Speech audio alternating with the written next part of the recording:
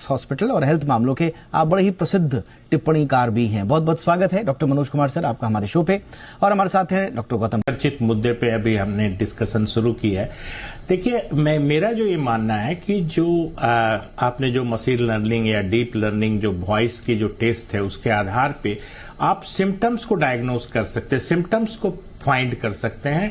AI कोई diagnosis नहीं बना सकता है। जहां तक बात रही कि वॉइस में कोई चेंज होता है, ये देखिए मैं कार्डियोलॉजिस्ट होकर एक बात आपको बताता हूं कि ऑटनर सिंड्रोम बोलते हैं, जिसमें अगर आपकी माइट्रल वाल्व सिकुड़ गई है तो लेफ्ट एट्रियम बड़ा हो जाता है, रेकरेंट लैरिंजियल नर्व को दबाता है, हॉर्सनेस ऑफ वॉइस होती है। तो ये क्लासिकल एक कहिए कि टीचिंग है। अब जो वॉइस है एक डिजिटल बायोमार्कर की तरह से यूज होगा एआई के बाद, ये एक संभावना है। लेकिन अभी मैं दर्शकों को ये भी क्लियर कर दूं कि ये जो वॉइस की जो मॉड्यूलेशन देखते हैं या आप हाइपोफोनिक देखते हैं, जीटर सीमर जो देखते हैं, ये कोई भी एफडीए या कोई भी मेडिकल रेगुलेटरी एजेंसी ने इसको अप्रूव नहीं किया है। बट निश्चित तौर पे ये एक इनिशियल स्क्रीनिंग टेस्ट बेहतर हो सकता है, खास करके जो अभी हम लोग एग्जाम्पल ले रहे थे पार्किंसन डिजीज की। पार्किंसन डिजीज देखिए बेसिकली एक क्लिनिकल डायग्नोसिस है और बाकी जो लैब डायग्नोसिस है वो बड़े कॉम्प्लिकेटेड हैं, इंस्पेक्ट कराना पड़ता है। कुछ बायोमार्कर्स हैं जो ब्लड्स में या सेरेब्रोस्पाइनल फ्लूइड में मिलते हैं, बट मेनली ये न्यूरोलॉजिस्ट के द्वारा बनाया गया क्लिनिकल डायग्नोसिस है। अब रही बात कि 5 साल पहले आपकी वॉइस में जो चेंज आएगी, आपकी वॉइस मोनोटोनस हो जाएगी, हाइपोफोनिक डिसाथ्रिया हम लोग मेडिकल।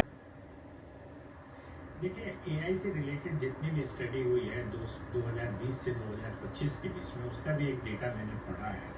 वो आर्ट्स यूनिवर्सिटी से निकली थी। उसमें उन्होंने माना कि देखिए कुछ चीजें तो मिलती हैं, जैसे आपको कोई आदमी डिप्रेस्ड है तो उसकी जो वॉइस होगी वो रोबोटिक वॉइस होगी, एक ही टोन में वो बोलता रहेगा। उसी तरह से कुछ न्यूरोलॉजिकल डिजॉर्डर है जैसे मल्टीपल स्क्लेरोसिस, उनको बोलते हैं कि चॉपिंग वॉइस होती है। उसी तरह से ये जो हाइपोफोनिक वॉइस पार्किंसनिज्म में होती है। तो ये सब कुछ कैरेक्टर्स हैं वॉइस के।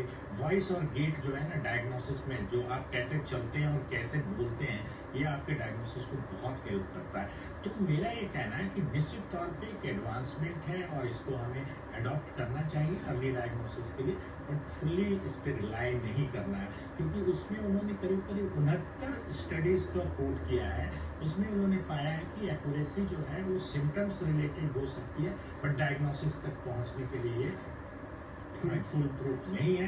इसलिए आप इस पर विश्वास करें, as a screening tool use करें, as a digital biomarker use करें, बट डायग्नोसिस के लिए आपको एक चिकित्सक की जरूरत है। एब्सोल्युटली। आने वाले साल में हम